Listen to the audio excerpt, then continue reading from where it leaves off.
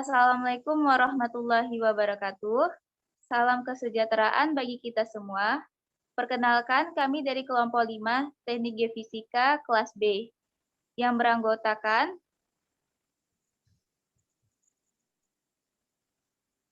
1. Delvi Marta Windy, 2. Golprit Simanung Khalid, 3. Kasimana Ludormawan, 4. Mutia Kairani, dan 5. Anissa. Next.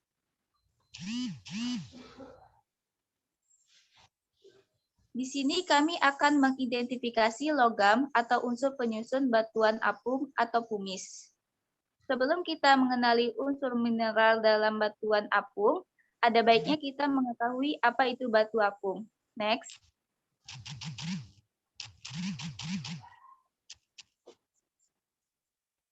Batu apung atau pumice adalah batuan dengan ciri-ciri utama berwarna terang serta sangat berpori. Batu apung termasuk jenis batuan beku yang terbentuk dari hasil letusan eksplosif gunung berapi. Batuan ini biasanya disebut juga sebagai batuan gelas vulkanik silikat karena mengandung buih yang berasal dari gelembung gas berdinding gelas. Batu apung paling banyak digunakan sebagai agregat beton ringan dan sebagai bahan abrasif pada berbagai produk industri. Batu apung memiliki porositas tinggi sehingga batu tersebut bisa mengapung di atas air. Ciri-ciri batu apung. 1. Memiliki sifat vesikular yang tinggi. 2. Mengandung jumlah sel yang banyak atau berstruktur seluler akibat ekspansi buih gas yang terkandung di dalamnya.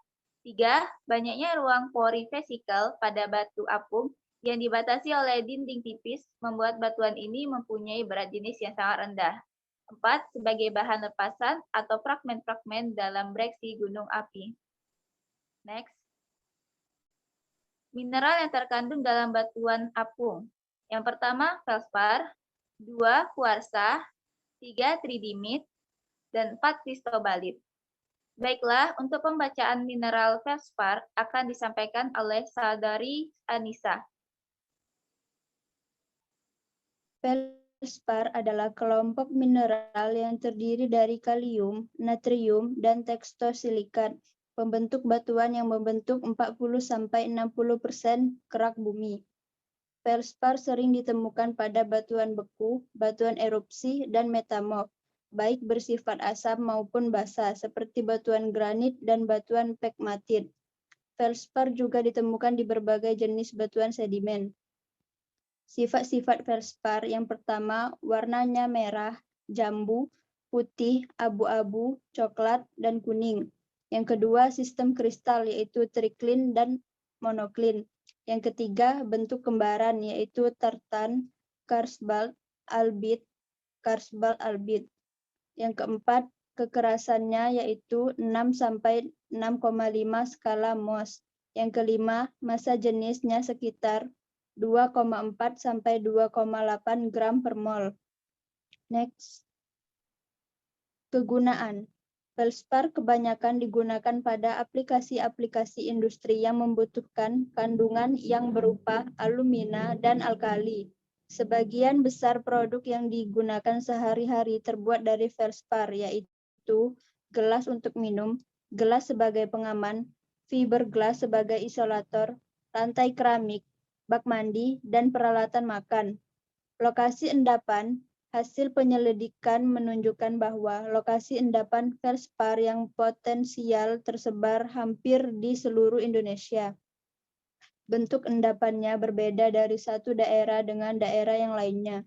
Beberapa lokasi telah dipetakan, namun masih banyak juga lokasi yang belum dipetakan.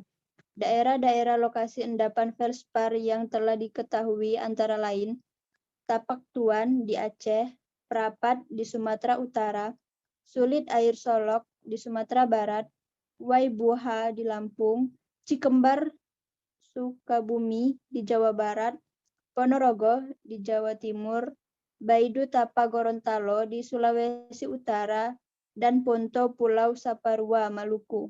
Saya kembalikan ke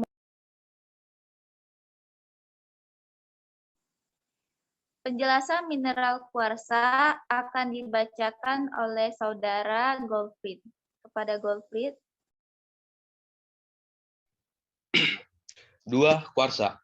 Kuarsa adalah salah satu mineral yang umum ditemukan di kerak kontinen bumi.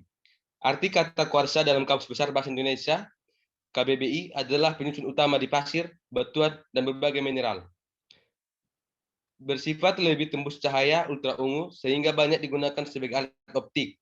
Penemuan kuarsa dimulai pada abad ke-17 oleh Nicholas Steno. Ia menemukan bahwa kristal kuarsa merupakan prisma panjang dengan setiap sudut besar 60 derajat. Next. Sifat fisik kuarsa. 1. Kuarsa bersifat tembus cahaya sehingga dari transparansinya termasuk mineral yang transparan. 2. Memiliki warna yang bervariasi, umumnya ungu, coklat, bahkan tak berwarna. Bahkan beberapa spesimen ada yang memiliki multiwarna atau bercampur, seperti putih keunguan. Hal ini karena magma yang menyusun mineral tersebut bersifat asam. 3. Kuarsa memiliki berat jenis 2,6 sampai 2,7 yang berarti bersifat kalsit ketika di luar udara. Lebih besar 2,6 sampai 2,7 kali dibanding ketika di dalam udara. Keuletan dari kuarsa adalah rapuh, sehingga bila digores menjadi tepung atau bubuk dan mudah hancur jika diberi gaya. 5. Bentuk kristalnya heksagonal dengan kelas simetri diheksagonal bipiramidal. 6. Kuarsa bersifat diamagnetik sehingga tidak dapat ditarik oleh magnet. Kegunaan. Kristal kuarsa dapat dimanfaatkan sebagai bahan pembuat filter, kontrol frekuensi, timer, sirkuit elektronik yang menjadi komponen penting dalam ponsel, jam tangan, receiver televisi, komputer, alat navigasi, lensa, penutup laser, dan berbagai macam perangkat khusus lainnya. Keberadaan di bumi. Kuarsa sangat tahan terhadap pelapukan mekanik dan kimia. Daya tahan inilah yang membuat mineral ini banyak ditemukan di puncak gunung, pantai, sungai, dan gunung pasir. Kuarsa dapat hadir di mana-mana, berlimpah dan resisten. Tambang deposit kuarsa banyak ditemukan di seluruh dunia. Beberapa wilayah memiliki potensi pasir kuarsa di Indonesia, di antaranya 1. Desa Muara Bomboy, Kalimantan Timur. 2. Dusun Panarangan, Kampung, Lampung. 3. Desa Sekarwangi, Sukabumi, Jawa Barat. 4. Watu Bangga di Sulawesi Tenggara. Pembacaan mineral tridimit, saya persilakan kepada Saudari Delphi. Terima kasih, moderator. Selanjutnya, saya akan membacakan materi ketiga, yaitu tridimit.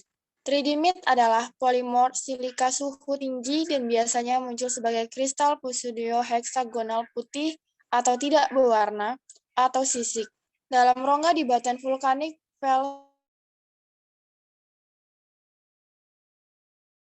pertama kali dideskripsikan pada tahun 1868 dan lokasi jenisnya berada di Hidalgo, Meksiko. Namanya berasal dari bahasa Yunani, tridimos, untuk triplet, karena tridimit umumnya muncul sebagai trilings, kristal kembar, senyawa kristal yang terdiri dari 3 komponen kristal kembar. Next. Ciri-ciri. 1. Pada suhu tinggi dan pada suhu yang lebih tinggi menjadi kristobalit. 2. Membentuk pelat heksagonal tipis yang umumnya kembar. 3. Tridimit juga ditemukan dalam meteorit, memiliki komposisi kimia yang sama dengan koestit, kristobalit, sistofit, diethylite, dan kuarsa, tetapi memiliki struktur kristal yang berbeda. 4. Tidak berwarna atau transparansi dan kilauannya seperti kaca. Kegunaan, tridimit digunakan sebagai bahan baku kaca dan gelas. Persebaran, tridimit tersebar di daerah-daerah Indonesia, terutama di Serang, Banten, Sukabumi, Jawa Barat, Pulau Lombok, NTB, dan Pulau Ternate. Next. Penjelasan materi kristobalit akan disampaikan oleh Saudara Kasih. Terima kasih kepada moderator. Saya akan membacakan materi keempat, kristobalit. Mineral kristobalit adalah polimor bersuhu tinggi silika, yang berarti bahwa ia memiliki rumus kimia yang sama seperti kuarsa, SiO2, tapi struktur kristal yang berbeda. Kuarsa dan kristobalit adalah polimorf dengan semua anggota kelompok kuarsa, yang juga termasuk koesit, tridimit, dan stisofit. Kristobalit terjadi sebagai oktahedra putih atau spherulites dalam batuan vulkanik asam. Ciri-ciri. 1. Kristobalit tersebar pada batuan vulkanik tapi termasuk jarang. 2. Bentuk kristal tetragonal, tidak berwarna dan tidak berkilap. 4. Kekerasannya berkisar antara 6-7. 5. Berat jenis 2,32. 6. Terdapat pada batuan buku asam seperti dalam andesit, riolit, dan trakit.